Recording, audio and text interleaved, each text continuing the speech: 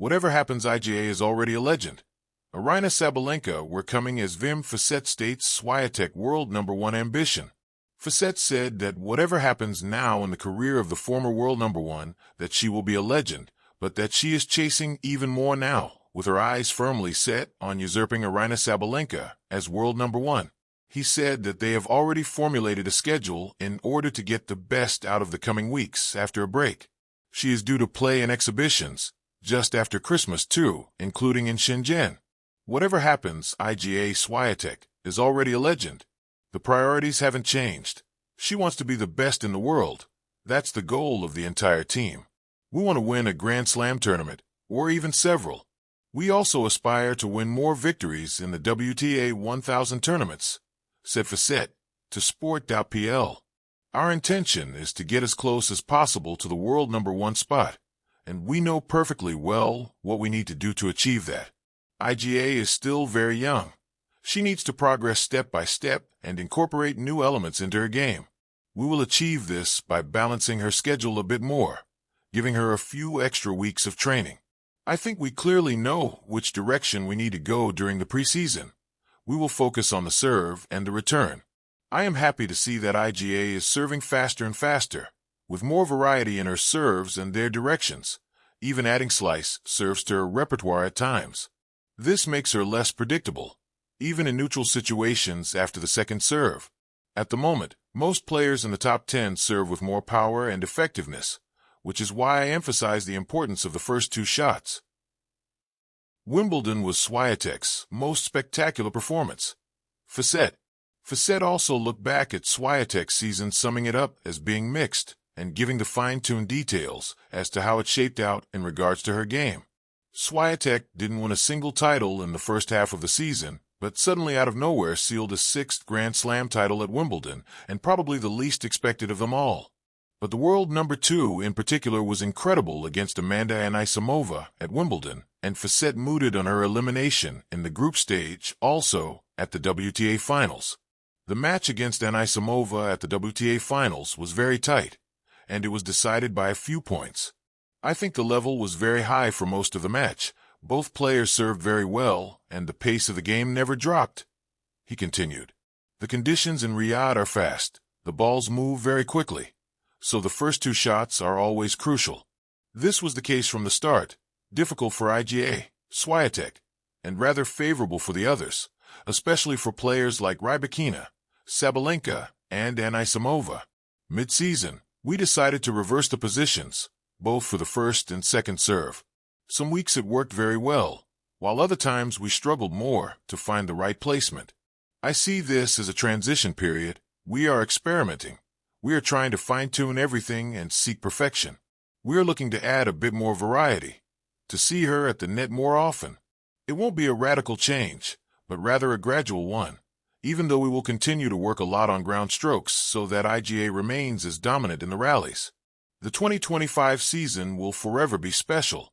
You can win 10 titles in a year, but the victory at Wimbledon and the way it was achieved will be remembered for years. No one will ever be able to take that away from her.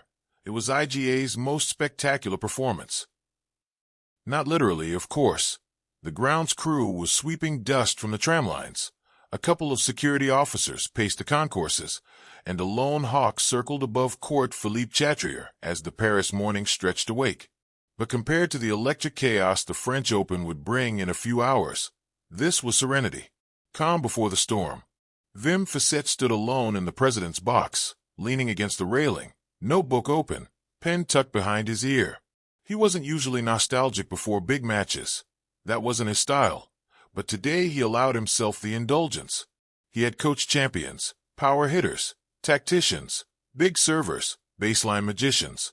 He had seen tennis in all its moods, but he had never met someone quite like Iga Swiatek.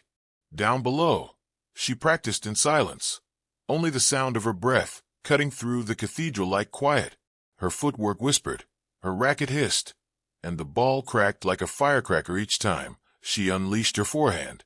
Wim watched her outline against the rising light, small yet coiled, soft-spoken yet volcanic. A legend in the making, he thought. Hell, maybe already a legend. But today's match loomed large, Because across the net would be the one player who didn't merely want to beat her. It was the player who wanted to dethrone her. Aryna Sabalenka, the uncontainable force, the walking thunderclap. And somewhere across the grounds, Sabalenka was warming up with all the restraint of an earthquake. The rivalry that wasn't supposed to be. Everyone loved a rivalry they could summarize with a sentence. Federer versus Nadal. Serena versus Venus. Borg versus McEnroe. Contrast. Conflict. Fireworks. Swiatek versus Sabalenka had become something different, something beautifully unclassifiable. They weren't opposites. They were overlapping circles. Two competitors who liked each other, respected each other, and still wanted to dismantle each other every time they shared a court. Power versus precision? That was too shallow. Chaos versus order? Too poetic and not quite true. This rivalry was something like tectonic plates. Two immense forces grinding, reshaping landscapes, drawing the eyes of the entire sport each time they collided.